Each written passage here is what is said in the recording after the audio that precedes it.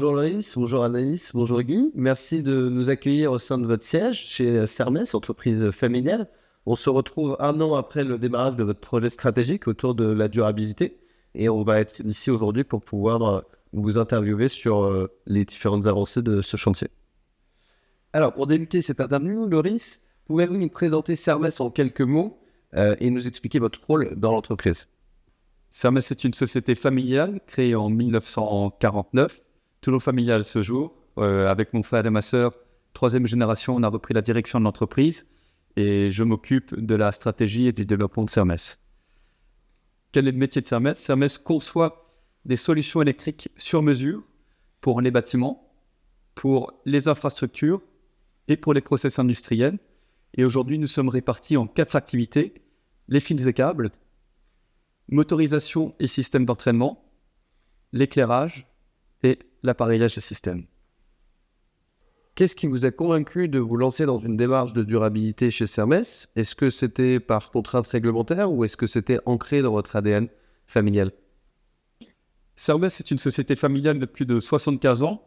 La durabilité, c'est quelque chose qui nous parle, c'est quelque chose dans notre culture. On a toujours une vision long terme de nos actions et aussi de nos relations, que ce soit avec nos clients, avec nos fournisseurs, avec l'ensemble de nos parties prenantes. Plusieurs choses ont été faites aussi par rapport à ce qu'on appelle durabilité. Pour nous, la qualité de vie au travail, c'est quelque chose sur lequel on investit énormément. Le bilan carbone aussi, pour la partie environnement, une démarche qu'on a lancée en 2022 pour pouvoir nous mesurer et mettre en place un plan d'action. Par contre, on a dû effectivement accélérer la structuration de notre démarche par 2 facteurs. Le premier, c'est que nous étions soumis à l'obligation de reporting CSRD dans la première version du texte. Et le deuxième élément, c'est plus structurel, mais le marché nous attend ici avec des informations de transparence sur la durabilité. Donc le marché, les clients, les fournisseurs, voilà, ils ont besoin d'avoir plus d'informations et de savoir ce qu'on fait sur ce sujet-là. Guy, quand Mineo a commencé à travailler avec Sermes, quel était le diagnostic de départ? Dans les éléments de diagnostic, il y a les grands points, et le premier d'entre eux, c'est une entreprise qui s'inscrit dans la durée, familiale, générationnelle, avec un moment très fort et très critique, qui est l'arrivée d'une nouvelle génération. C'est toujours un enjeu de durabilité fort dans une entreprise familiale. Sinon, globalement, je dirais que l'état des lieux, c'était une approche de la durabilité globale, donc couvrant à la fois le modèle d'affaires, sa compétitivité, deuxièmement la gouvernance, troisièmement bien sûr les enjeux sociaux avec les collaborateurs comme partie prenante, et enfin l'environnement. Loris, Anaïs, concrètement, qu'est-ce que cet accompagnement vous a apporté et qu'est-ce que cela change aujourd'hui dans le pilotage de vos activités? Alors dans cet accompagnement, on y a trouvé surtout un cadre engageant pour nous et exigeant aussi, qui nous a permis d'avancer étape par étape en étant challengé sur ces sujets-là. C'était aussi une approche pragmatique et ça c'est pour nous quelque chose de très important dans le respect de nos valeurs et orienter satisfaction client, ce qui pour nous est notre premier moteur. Ensuite, bien sûr qu'il y a l'animation de la démarche, puisqu'il faut la mettre en place et surtout la faire vivre.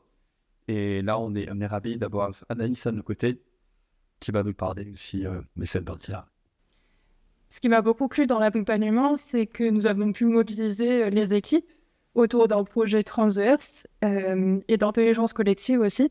Et nous en sommes ressortis avec une feuille de route concrète et structurante pour les années à venir. Et nous avons également défini un plan d'action avec des objectifs et des indicateurs de performance. Loris, face à un dirigeant qui pourrait hésiter à se lancer dans une démarche de durabilité, qu'est-ce que vous lui diriez? Le marché et l'ensemble des parties prenantes nous attendent sur ces sujets-là, à la fois pour avoir plus d'informations et pour avoir aussi des actions sur lesquelles, à notre niveau, on peut agir. Alors, je pense que cette démarche, effectivement, il ne faut pas le prendre comme une contrainte, mais plutôt comme une opportunité. puisque dans un monde qui bouge très vite, ça nous a permis à nous de prendre du recul pour nous poser beaucoup de questions, et des bonnes questions à tous les niveaux de l'entreprise, de la direction générale jusqu'aux opérations. Et de ces questions et de ces réponses travaillées ensemble, on a priorisé des enjeux de pérennité et des enjeux de compétitivité, et ça nous a permis de partager une vision long terme. Guy, un mot pour conclure cette interview. Quel est le bilan finalement de cette mission? Je dirais le premier enseignement, c'est un client satisfait. Ça pour nous, c'est extrêmement important. Et sinon, une des missions dont on ressort avec beaucoup de fierté parce qu'on recherche à être utile dans nos accompagnements avec l'entreprise. Et quand on voit la façon dont l'entreprise s'est appropriée le projet au fur et à mesure de sa démarche, avec la structuration d'ailleurs d'une équipe, l'arrivée d'Anaïs qui, je dirais, a pris le flambeau et va faire perdurer cette animation, pour nous, c'est un des facteurs clés de succès très important.